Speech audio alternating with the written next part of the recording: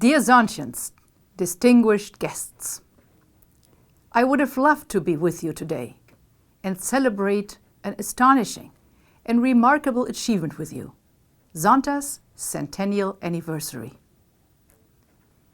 A group of educated and professionally active women in Buffalo and the Northeast United States chartered an organization of women executives called Zonta in 1919. It has become a story of pioneers, of courage, and of innovation. Right from the start, these women had the vision that their new organization would be part of a worldwide movement for gender equality. 76 years later, First Lady Hillary Clinton would make a speech in Beijing that is often quoted with only one sentence: "Women's rights are human rights." It is documented that, for the first Zonta members, this was already their conviction.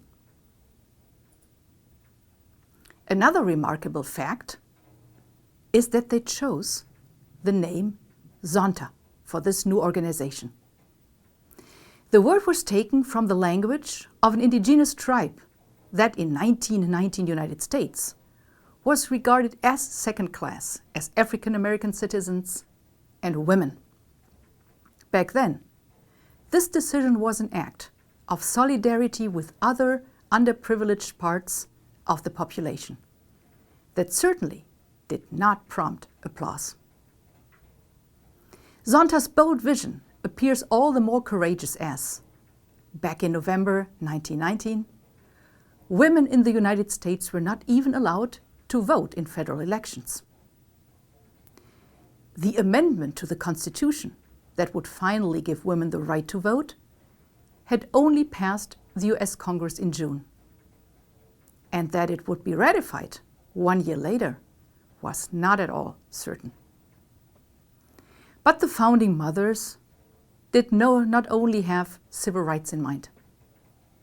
They saw the strive for gender equality as a crucial contribution to a world that would enjoy sustainable peace and prosperity. With such aims in mind, the first Zonta members were aligned with many people and movements in the entire post-World War I world. In 1919, the founding of the League of Nations, the predecessor of the United Nations, and the Charter of the International Labor Union are just two examples. Zonta's history is closely linked with that of the United Nations. A Zonta member was present at the charter ceremony in 1945. It would take about 35 more years before the United Nations had their first female Assistant Secretary General. It was Helvi Sipilä, a lawyer from Finland, who had just served as Zonta's international president.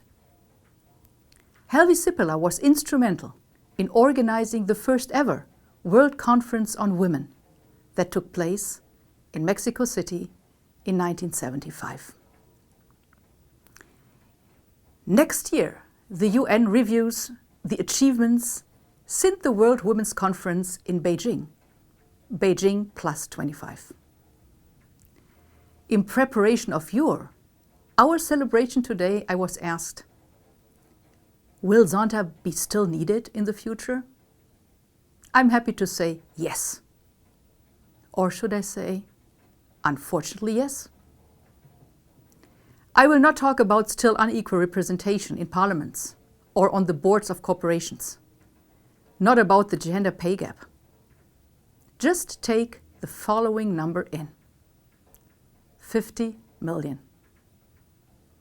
50 million girls will be forced into a union that is often called marriage yearly, if we don't end this horrible violation of human rights. The target timeline is 2030. That's goal number 5.3 of the Sustainable Development Goals that we share with the global community of women and men. That Zonta members all over the world contribute to this goal is just the right thing to do in the year of our centennial anniversary. We honor the legacy of our founding mothers to help girls go to school instead of becoming teenage mothers. And with this, we contribute to a peaceful, more prosperous future for us all.